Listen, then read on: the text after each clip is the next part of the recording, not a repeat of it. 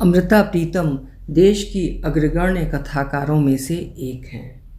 वो पंजाबी और हिंदी की प्रसिद्ध कथाकार थीं। आज सुनिए उनकी लिखी हुई कहानी तीसरी औरत, मेरी ज़ुबानी। मैं हूँ सीमा सिंह। अर्थियाँ घरों से बाहर जाती हैं, पर जब मीना अपने पीहर आई, सबको लगा जैसे एक अर्थी घर में आ गई हो। सरकारी मोहरें लगा एक खत मीना के कफन की तरह था। यद्यपि उसमें मीना के मरने की खबर नहीं थी, देश की सीमा पर उसके बांके सिपहिया के मरने की खबर थी। फिर भी ये खत मीना के लिए कफन के समान था। कई बातें औरत सहज ही जानती हैं। ये भी उन्हीं में से एक सच बात थी कि देश में मर्द एक बार मरता है, पर उसकी मृत्यु के बाद उसकी औरत जितने समय जीवित रहती है, ना जाने कितनी बार मरती है। जब मीना अर्थी की भांति पीहर आई, घर की गूंगी दीवारें भी त्राही त्राही करने लगीं। जब ईश्वर मनुष्य की जीभ काट देता है, वो कुछ बोल नहीं सकता। मीना के माता पिता जैसे गूंगे होकर रह गए। घर खुला था। घर के जीवों के पास शुरू से ही अपनी अपनी छत थी और अपनी अपनी दीवारें। छोटे से छोटे बच्चे का भी घर में उसके आराम का हिस्सा था। मीना जिस समय आई, सीधे अपने कमरे में उसी तरह चली गई जैसे कभी स्कूल या कॉलेज से आकर जाया करती थी। पर घर के कमरों के दरवाजे, जो शुरू में साधारण तौर पर खुलते थे और साधारण तौर पर बंद होते थे, पिछले 20 बरस से शापित थे। अब वो विवाह या तलाक, जन्म या मृत्यु जैसी घटनाओं के हाथों से खुलते और बंद होते थे। बूढ़े माता पिता कभी खुश्क आँखों से होनी को देखते थे, कभी गीली आँखों से।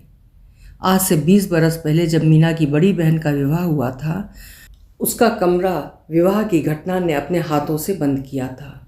पर 2 बरस बाद जब वो अपने पीहर बच्चे के जन्म के अवसर पर आई थी, बच्चे के जन्म ने अपने हाथ से उस कमरे का दरवाज़ा खोला था। और फिर जब वो चालीसे के अंदर दुधमुहे बच्चे को बिलखता छोड़कर मर गई, तो मृत्यु ने अपने हाथ से कमरे का दरवाज़ा बंद कर दिया। नवजात बालक को पहले उसके ददिहाल वाले ले गए थे, पर जब उस नन्हे बालक की संभाल कठिन हो गई तो उन्होंने बालक को ननिहाल भेज दिया। और होनी ने उस बालक के नन्हे नन्हे हाथों से वो कमरा फिर खुलवा दिया था। इसी तरह मीना का भाई आज से 12 बरस पहले जब यूनिवर्सिटी के हॉस्टल में पढ़ने के लिए चला गया, तो उसका जो कमरा साधारण तौर से बंद किया गया था, वो 5 बरस बाद होनी ने अपने हाथों से खोला। वो यूनिवर्सिटी की एक दूसरे मज़हब की लड़की को उसके माता पिता की चोरी से ब्याह कर घर ले आया था। कमरा खुल गया, रेशमी पर्दों में लपेटा गया और उसमें से चावलों की देग की भांति और मांस की पकती हुई हांडी की भांति जवानी की चुगलों की खुशबू आने लगी। पर फिर मुश्किल से कोई 1 बरस बीता था कि अचानक हुए विवाह की भांति अचानक हुए तलाक ने उस कमरे का दरवाज़ा बंद कर दिया। और जब आज से 3 बरस पहले मीना के विवाह पर उसका जो कमरा बंद कर दिया गया था, उसके रंडापे ने वो अपने हाथों से खोल दिया। इस कमरे से मीना डोली की तरह गई थी, अर्थी के समान आई। बूढ़े माता पिता उन दर्शकों के समान थे जिन्हें जिंदगी ने ये सब कुछ देखने के लिए बांध बूंद कर बिठा दिया हो। मीना का भाई अब मर्चेंट नेवी में था और 2 बरस से देश के बाहर था। और जो बहन मर गई थी, उसका पुत्र जो 18 बरस का था, पिछले 2 बरस से दूर शहर में कॉलेज में पढ़ रहा था और हॉस्टल में रहता था।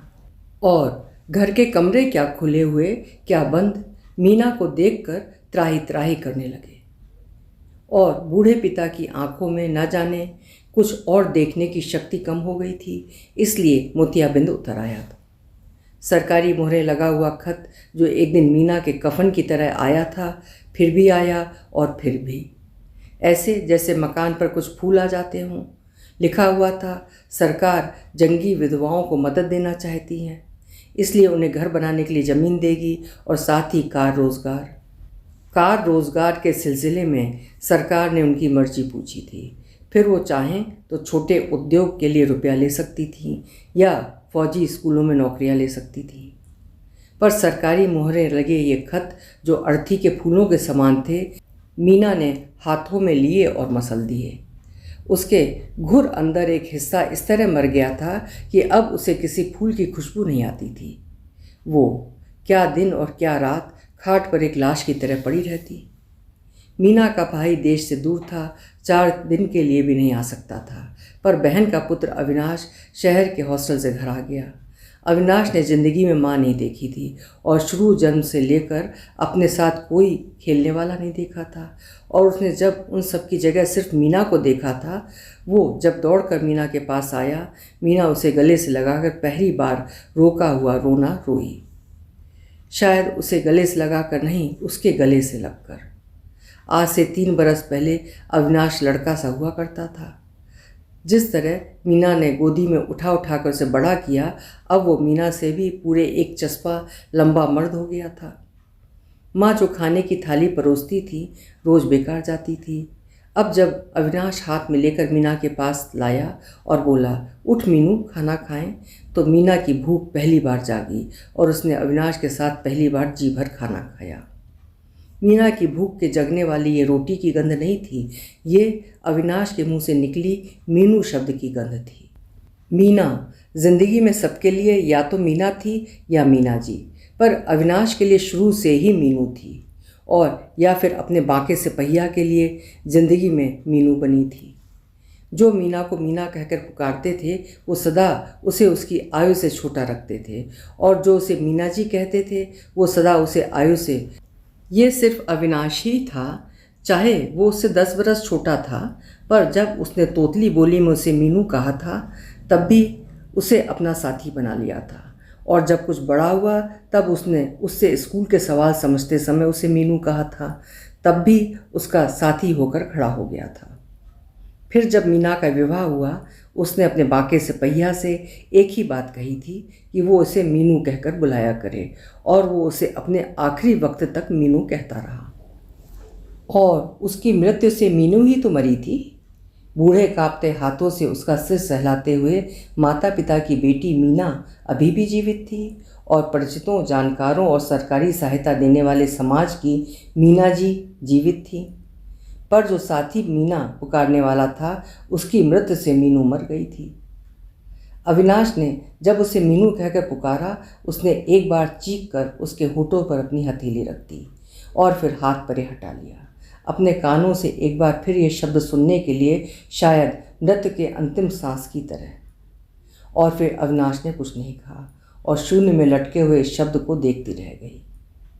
कई बातें औरत सहज ही जानती हैं, और ये बात भी उन्हीं में से एक थी कि इस शब्द का अब मीना की ज़िंदगी से कोई संबंध नहीं रह गया था, और इस शब्द को अब वो दोनों हाथों से कभी नहीं छुएगी, और वो फटी फटी आंखों से रोज़ इसे दूर से देखने लगी। अविनाश उसके सामने खाना लाकर रख देता, वो खा लेती। अविनाश उसके आगे कैरम बिछाकर बैठ जाता, वो खेलने लगती। अविनाश उसे घर की पिछली दीवार से लगे हुए बगीचे में ले जाता, वो पेड़ों की छाया में छाया की तरह घूमती रहती। एक जादू उजाले का था, एक अंधेरे का, जो धीरे धीरे मीना के गिर्द लिपट गया।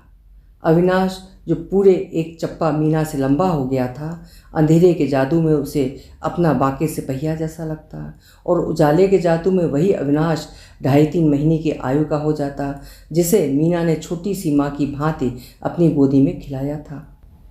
मर्द मर जाए तो औरत के चाहे सारे अंग जीवित रहते हैं, उसकी कोख जरूर मर जाती है, और मीना को अपनी मरी हुई कोख की दुर्गंध नाक में चढ़ती मालूम हुई, और उसके मन में एक हसरत उत्पन्न हुई।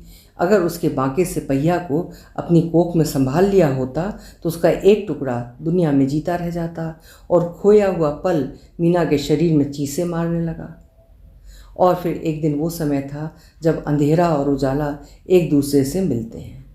मीना अपने कमरे में खाट पर लेटी हुई अविनाश के चेहरे की ओर एकटक देखने लगी। इस समय अविनाश के चेहरे में 2 चेहरे मिले हुए थे, एक मीना के पति का चेहरा और एक उसके पति से होने वाले बच्चे का। मीना जानती थी एक अब इस दुनिया में नहीं है और दूसरा अब इस दुनिया में आएगा नहीं, पर वो हैरान देखे जा रही थी कि सामने ये 2 साए से क्यों दिखाई दे रहे हैं। एक चेतन अवस्था भी थी कि सामने कोई साया नहीं है, एक अब के जवान जहान अविनाश का चेहरा है, और एक बिल्कुल नन्हे से बालक अविनाश की याद और जिससे उसका 18 बरस का एक रिश्ता है। पर एक अचेतनता की दशा भी थी कि ये जो सामने दिखाई दे रहा है सिर्फ एक मर्द है और वो स्वयं सिर्फ एक औरत, जिसकी कोख उस मर्द को और उसके शाश्वत अस्तित्व को चीख कर मांग रही है। उजाला और अंधेरा जैसे एक दूसरे में घुल जाते हैं। मीना के मन की दशाएं भी एक दूसरे में घुल गईं और उसकी एक औरत की दोनों बाहों ने आगे होकर जब एक मर्द की दोनों बाहों को थाम लिया, मांस को मांस की एक तेज महक आई। एक औरत के कपड़े और एक मर्द के कपड़े कांप कर खाट के नीचे गिर गए और खाट के पावा के पास सिर झुकाकर गठरी की तरह बैठ गए। ये एक शांत आत्मा के स्पर्श का पल नहीं था। ये एक प्रलय समान घड़ी थी जिसमें एक औरत मन के संस्कारों पर पांव रखकर अलभ्य को खोज रही थी और एक मर्द बहुत घबराकर अपनी आयु से अधिक बड़ा हो रहा था। प्रलय की घड़ी बीत गई तो मीना एक नई मौत मर गई। सारी रात खाट पर जैसे दो औरतें थीं और दोनों ने एक दूसरे को दोष देते हुए एक दूसरे को मार दिया था। और सवेरे के समय जो औरत कमरे से बाहर निकली वो एक तीसरी औरत थी और उसने मसल कर फेंके हुए सरकारी कागज़ों पर जल्दी से दस्तखत किए और लिखा कि वो जल्दी से जल्दी किसी दूर के पहाड़ी इलाके के स्कूल में नौकरी करना चाहती है। और थोड़े से दिनों के बाद उस घर का एक कमरा जो एक घटना ने खोला था, एक घटना ने फिर बंद कर दिया। मीना दूर पहाड़ी इलाके में एक स्कूल में चली गई, शायद सदा के लिए। अभी आप सुन रहे थे अमृता प्रीतम की लिखी हुई कहानी तीसरी औरत। अमृता प्रीतम हमेशा लीक से हटकर सोचती और लिखती थी। उम्मीद है कहानी आपको पसंद आई होगी। कल फिर मिलेंगे। आपका समय शुभ हो।